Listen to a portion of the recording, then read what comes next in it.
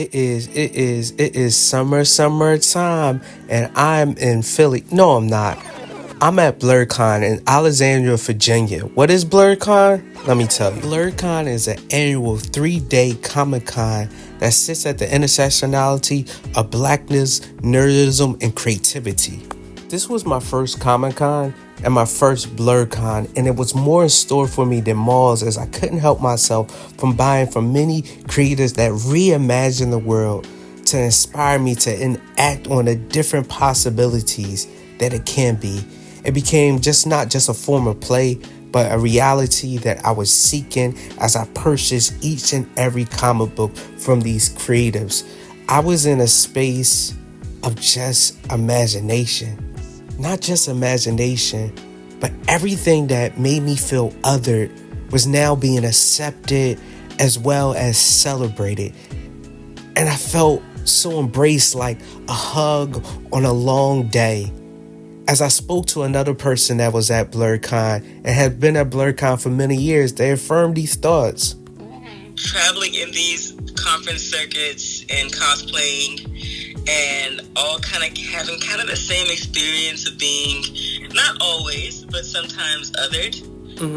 Sometimes the comments under the cosplays, weren't so nice. Or the comments people's faces weren't so nice when everyone is showing up trying to reimagine the character or interpret the character in their own way, no matter what their ethnicity or color or complexion is, and to catch that blowback at cons that were not that diverse. I mean, that's what Blerdcon was born out of.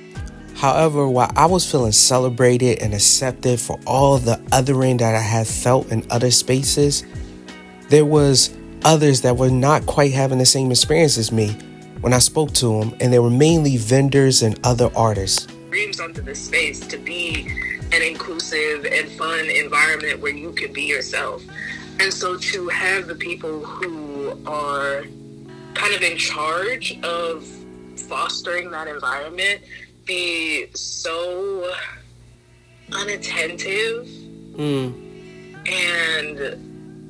unorganized and very much so oftentimes disrespectful about the people who are supposed to be in community with them, helping to make that space happen, is very disappointing. I spoke with another artist at Artist Alley that wished to remain anonymous, that talked about how one of these issues showed up for them. Yeah, absolutely. I think one thing that's super easy that can be easily remedied is the badge situation. So the badges, there were only 2 different kinds of badges this weekend, and in the past 2 years, I believe, as well.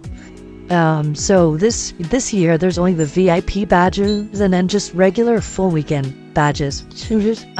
But there, usually at a convention, you will have like a 3rd or 4th type of badge, which is usually given to dealers and vendors.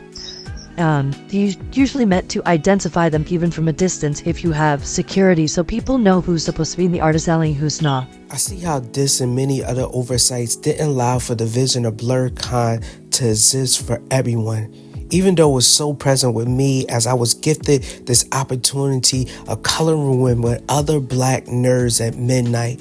And these interactions allowed us to community build in other ways we wouldn't have, in concert with each other, taking steps that felt like a dance with each other, choreographed by Blerdcon, filled me up with so much joy that this othering I felt everywhere else was accepted and celebrated. But at the same time, I felt sadness that there was an othering that allowed people to feel only tolerated, dismissed, and not as cared for because of the coordination that was lacking in Blerdcon to provide the care needed.